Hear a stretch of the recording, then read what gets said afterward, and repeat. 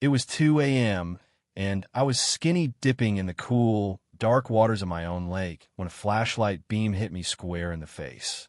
"Sir, your violating HOA regulations on lake usage hours," the security guard barked, his voice dripping with the smugness of someone who thought he owned the place. I stood there, waist-deep in water, stark naked, and utterly dumbfounded. This was my lakefront property, paid for with every penny I'd scraped together. Yet here was this rent-a-cop, trespassing on my land, lecturing me about rules that didn't apply.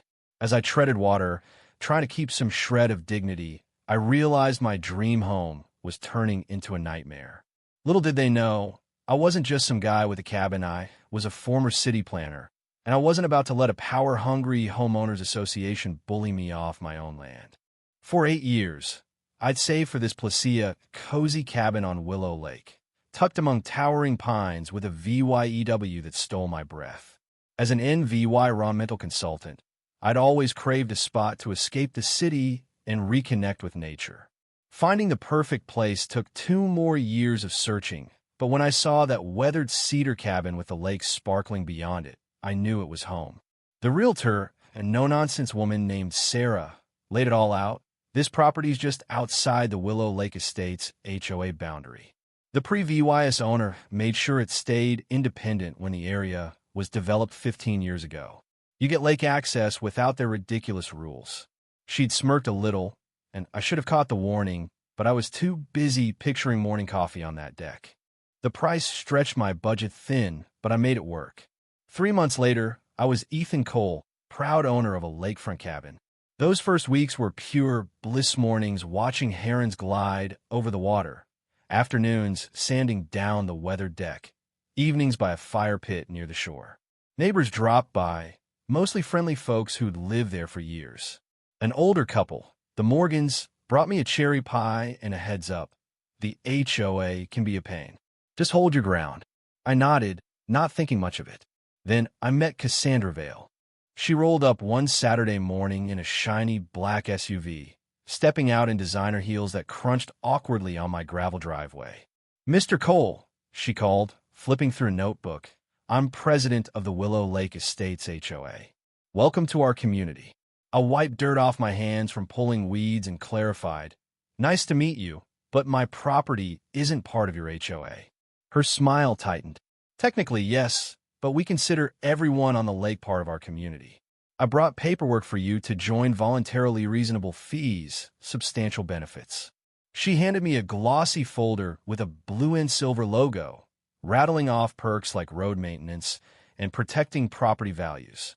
I thanked her, said I'd look it over, but stressed I was happy staying independent.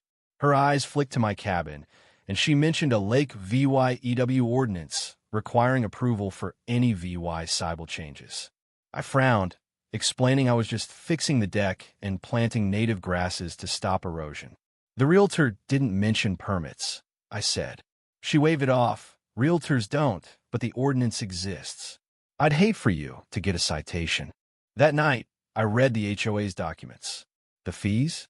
Nearly due law, $3,000 a year for SARE VYCS I didn't need. The rules? They controlled everything: paint colors, guest limits, even how many cars I could park. Worst of all, they claimed the right to inspect any property VY-sibal from the lake. 3 days later, a citation was taped to my door. Unapproved landscape modification. It demanded a due law $250 VYEW fee and a detail plan. I called the county, who confirmed the ordinance was about erosion, not aesthetics. Me native plants were fine. I tore up the citation. The next day, another appeared, claiming my deck VY architectural standards. Then a third about my dock. I left voicemails for Cassandra, the second less polite than the first. When a sheriff's deputy showed up, I was floored. Deputy Harris, a tired-looking guy, mumbled about unauthorized construction. I showed him my deed, explained the HOA had no jurisdiction, and invited him to see the deck repairs, just replacing rotted boards. He shifted uncomfortably. "Look, Mr. Cole, Cassandra Vale's got friends in county offices. She's married to a big developer. They got pull. That was my first clue I was up against more than an overzealous HOA president. I spent hours at the county records office and uncovered a bombshell. Cassandra was CEO of Vail Marina Developments, planning a massive marina and entertainment complex that needed the entire shoreline, including my property. My cousin, Rachel, a paralegal, dug into my deed and found ironclad language. My lot was exempt from HOA rules, a condition set by the pre-VYS owner, a retired attorney.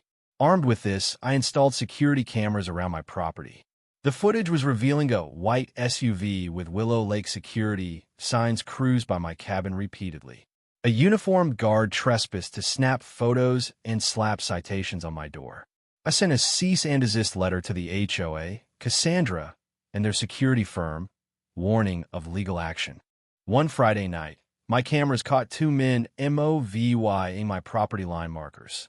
I called the sheriff, and Deputy Lopez, a sharp young officer, filed a report for trespassing and tampering.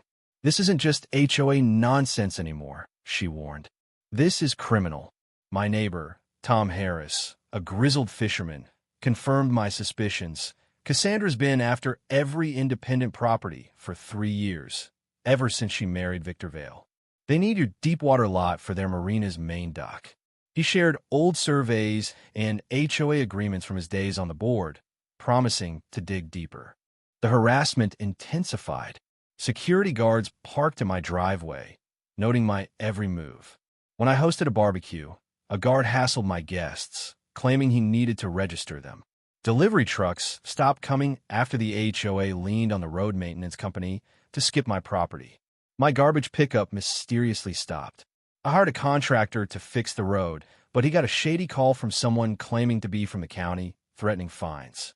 Then my cameras caught a figure in a red blazer. Cassandra's signature looked tampering with my markers at 3 a.m. Hope came unexpectedly at a local cafe, where I met Emily Grant, an environmental journalist investigating shoreline violations. When I mentioned Vail Marina Developments, she lit up. "They've left a trail of environmental disasters across 3 counties." She agreed to investigate Willow Lake. Her first article, "Environmental Concerns Cloud Willow Lake Plans," questioned the marina's impact and hinted at HOA bullying. Cassandra and a county commissioner held a flashy press conference, unveiling eco-friendly marina renderings, but dodged questions about permits. Emily's editor faced legal threats, but she pressed on, uncovering ties between Cassandra and county officials. I documented every incident: citations, trespassing, VYC disruptions, and rallied other independent owners. We met secretly at the cafe, sharing stories of harassment. Tom's old HOA records showed Cassandra had rigged a board election and funneled fees to her brother-in-law's consulting firm. When my internet cut out, a neighbor shared their Wi-Fi. When another owner's driveway was blocked by fallen trees, we cleared it together. Small VY Tories, but they showed we wouldn't break. Cassandra doubled down, convincing the county to send a fake eminent domain letter claiming my land was needed for public recreation. I verified it was fraudulent and reported it as mail fraud, a federal offense. Public records revealed Commissioner Daniels, who'd recused himself publicly, was privately advising Cassandra on dodging regulations. Tom's financial records tied HOA funds to properties sold to Vail Marina at a loss. At an emergency HOA meeting, I presented this EVY Denke to a packed room. Cassandra tried to dismiss me, but Tom stood up.